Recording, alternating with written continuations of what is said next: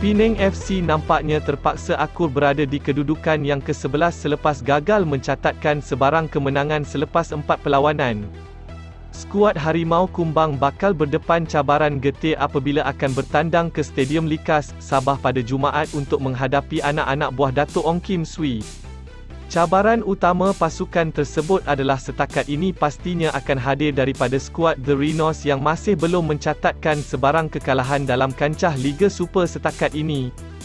Namun begitu, usaha skuad Harimau Kumbang dilihat semakin dibebani dengan kehilangan pemain sayap kiri, Suni Saad yang nampaknya tidak dapat membantu pasukannya selepas dilayangkan kad merah ketika perlawanan menentang Kelantan FC pada 5 Mac.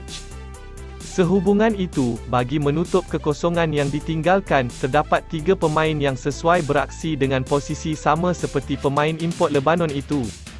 Pertama, Asnan Ahmad, pemain berasal dari Pendang Kedah itu, dikatakan boleh mengisi kekosongan posisi pemain sayap kiri itu, ini kerana dia pernah mencipta satu bantuan gol dalam perlawanan menentang Kedah Darul Aman FC dalam saingan Piala FA. Selain itu, dia menunjukkan perkembangan menarik apabila dia diberikan penampilan pertama dalam saingan Liga Super ketika menentang Selangor FC, yang mana dia bermain selama 34 minit. Walaupun Asnan lebih gemar diturunkan sebagai pemain tengah bertahan, kemampuannya untuk melakukan hantaran kemas ke dalam kotak penalti lawan sudah cukup untuk menamakannya sebagai pengganti Suni. Kedua, Giovan Gomes, kekosongan sementara yang ditinggalkan Suni juga boleh diisi oleh pemain import Brazil, Giovan Gomes, ini kerana pengalamannya dalam dunia bola sepak cukup luas apabila pernah bermain dengan beberapa kelab di sekitar Amerika Selatan.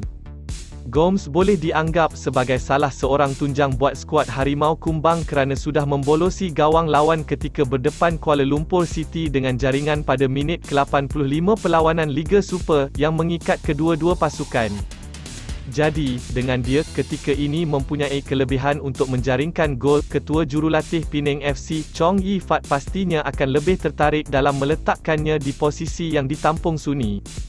Dan, yang ketiga, Rahmat Makasuf, pemain berusia 26 tahun itu turut dilihat mempunyai beberapa peluang untuk membantu pasukan utara tanah air, walaupun tidak menghasilkan sebarang gol.